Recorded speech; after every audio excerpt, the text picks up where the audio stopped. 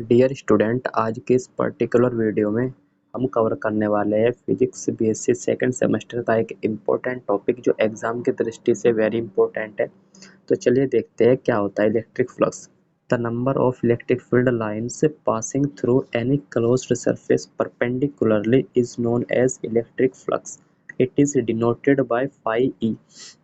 जैसे हमारे पास ये कोई भी क्लोज्ड सरफेस है तो इससे परपेंडिकुलर पास होने वाले जो इलेक्ट्रिक फील्ड लाइंस के जो नंबर है उसको हम बोलते हैं इलेक्ट्रिक फ्लक्स।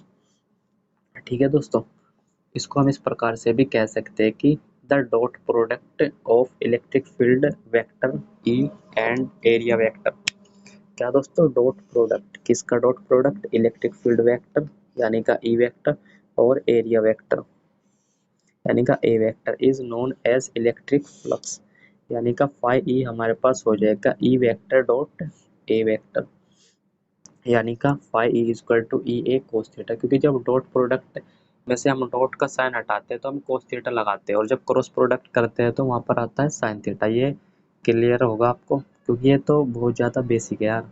ठीक है ना। तो इसके यूनिट अगर हम इसकी यूनिट पर बात करेंगे तो वो हो जाएगा हमारे पास, आप देखें क्या होगा ई की यूनिट। ई की यूनिट क्या होती है? ई इक्वल टू क्या होता है? F upon Q. तो क्यू की यूनिट कुलाम और ऊपर एफ फोर्स। फोर्स की यूनिट होती है अपने पास न्यूटन। तो ये हो जाएगा न्यूटन पर कुलाम इनटू मीटर स्क्वायर। क्योंकि ये एरिया है और एरिया की यूनिट होती है मीटर स्क्वायर। तो हमारे पास हो जाएगा न्यूटन मीटर स्क्वायर पर कुलाम।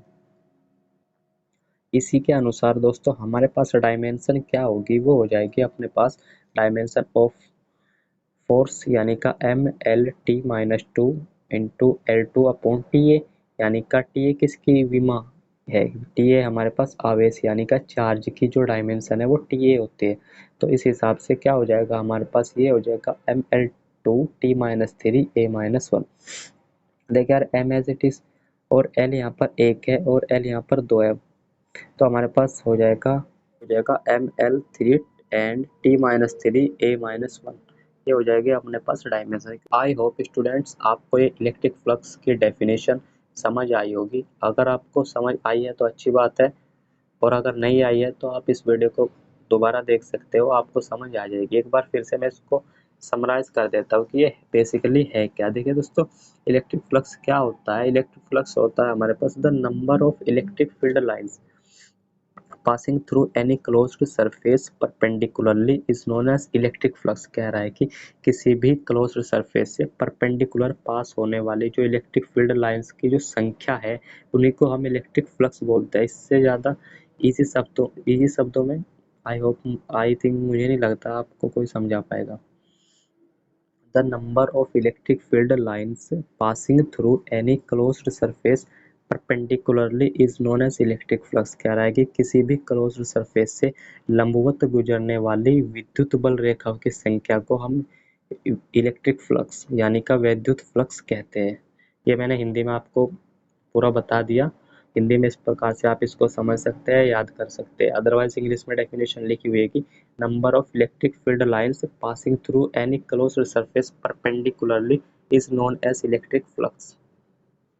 इसी के साथ दोस्तों एक छोटा सा टॉपिक और आता है अपने पास, सॉलिड एंगल। सॉलिड एंगल क्या होता है? देखिए उसको देखते हैं हम। The angle subtended at the centre of sphere by any part of it. कह रहा है कि किसी भी स्फीयर के कोई गोला है हमारे पास, उसके जो सेंटर की बात करें उसके सेंटर पर जो एंगल उसके किसी पार्ट के थ्रू बनता है उसको हम बोलते हैं सॉलिड एंगल। वही लिखा है the angle subtended at the centre of sphere by any part of it is known as solid angle. It is denoted by d omega. और कंप्लीट सर्कल के लिए इसकी वैल्यू क्या होती है अपने पास? 4 पाई। सॉलिड एंगल क्या होगा हमारे पास? D omega is equal to D A cos theta upon R square और it's complete value is 4 pi. देखिए दोस्तों, ये कोई स्फीयर है। ये बेसिकली स्फीयर होता है, स्फीयर 3D में होता है बट मैंने इसको 2D में बनाने की कोशिश की है और आपको मैं समझाने की भी कोशिश करूंगा। देखिए ये स्फीयर है तो इसके जो एंगल पर, इसके सेंटर पर जो एंगल बनेगा ना इसके किसी पार्ट के थ्रू। देखिए आप ऐसे समझिए जैसे आपने खरबूजा देखा है ना। यदि हम उसमें चाकू से एक कट लगाए और एक पीस निकाल लेते हैं ना, कुछ उस टाइप की शेप बनेगी। तो और जो उसके सेंटर पर एंगल सबटेंडेड होता है ना, उसी को हम बोलते हैं सॉलिड एंगल। ठीक है। The angle subtended at the centre of sphere by any part of it, यानी कि इसके किसी पार्ट के द्वारा इसके सेंटर पर जो एंगल बन रहा है ना, उसी को बोलते हैं सॉलिड एंगल। और इसकी कंप्लीट वैल्यू 4 पाई होती है। ठीक है दोस्तों, तो यार आज की इस वीडियो को हम यहीं तक रखते हैं। मिलेंगे किसी नेक्स्ट वीडियो में नेक्स्ट टॉपिक के साथ। तब तक